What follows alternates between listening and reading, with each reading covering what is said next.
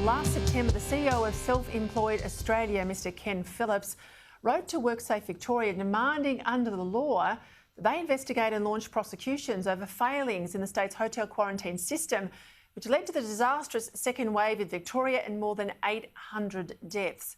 Now, a week later, WorkSafe confirmed an investigation was already underway, with decisions about prosecutions to be made once the investigation had concluded. Well, 9 months on and 2 lockdowns later, that investigation still hasn't finished. Now a huge development. WorkSafe's investigation has been referred at the request of Mr Phillips to the Victorian Department of Public Prosecutions to test whether charges should be pursued. That means hotels, security guards and ministers could face criminal charges over hotel quarantine. Ken Phillips joins me now from Melbourne. Well, it's been a long fight, Ken Phillips. 9 months since you first wrote to WorkSafe Victoria, some 12 months since they say they began their investigation. I want to get your assessment. Why has it taken so long? And is this delay why you've chosen to use all the other provisions in the Act to go now direct to the Department of Public Prosecutions for justice? We view the situation as completely unacceptable. The excuse that this is a complex issue that requires more time to investigate, we just don't buy. The report from the Coate inquiry with some 70,000 pages or documents, there is just an overwhelming amount of evidence about who should be prosecuted. We take the view that the allegations that we made back in September about the 142 prosecutions that should proceed, we take the view that there has been ample time to investigate that and that prosecutions should have started quite some time ago. So we think that the situation from WorkSafe's behaviour is entirely unacceptable. The people of Victoria should be very, very concerned about whether or not WorkSafe is acting in a competent manner. And so we think that it's completely necessary now that we take this next step and trigger the provision that requires the Director of Public Prosecutions to review what WorkSafe has been doing, and they then can make recommendations about whether or not prosecutions should occur. So there's still quite a journey to go on this, but I'd have to say our view of WorkSafe is one of very heightened concern. So just let me ask you for a comparison. You're well experienced in this area. I have a little bit of experience out of Canberra. I am surprised at how long this has taken when you look at how quickly WorkSafe Victoria goes after employers who face allegations of improper behaviour on a work site. What's your experience of how other cases have proceeded in the past? Well, just to give a very simple example, in Melbourne just last week, a concrete pump exploded and 4 workers were injured.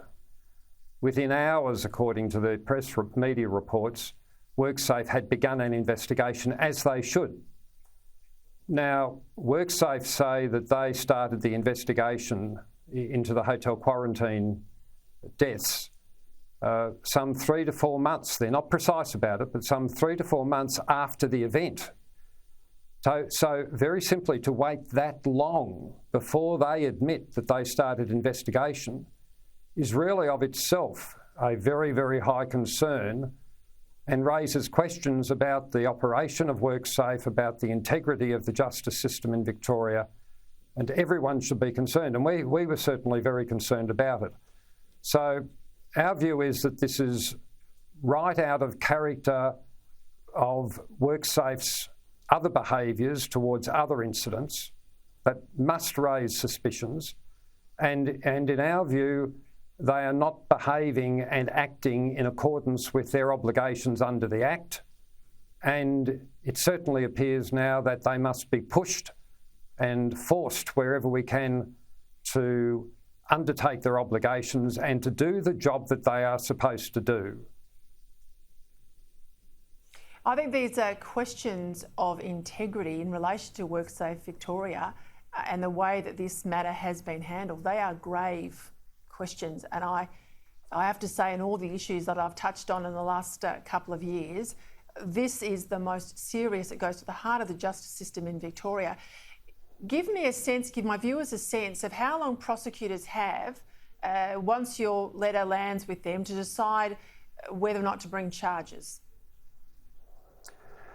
Well, they have, and we're aware of this under the Act, but they have in their letter to us yesterday, which we've made public and put on our website, so anyone can read it, but they've made it quite clear that there's a 2-year time limit. And if that time limit, that 2 years expires, that prosecutions can't occur. Now, we're wondering, are they flagging to us? Are you worried that worried that there's perhaps an ulterior motive, an attempt here to run down the clock? Well, I think that's something that we have to be very concerned about. Very concerned about. So when's that 2-year time limit come in? Is the time limit at the end of March next year? Is it the 2 years when they turned around and said they started investigating? What's the time limit here?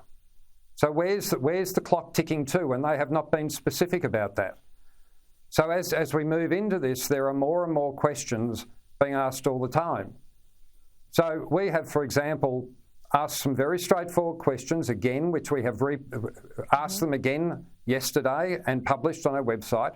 How many people have they got involved in the investigation? How many people have they interviewed? How many people have refused to be interviewed? We have asked them a series of questions about the process, remembering the largest mass deaths from one event in Victoria's history. They should have a massive team working on this. And the answers to our questions about process, no answers at all. Where's the transparency?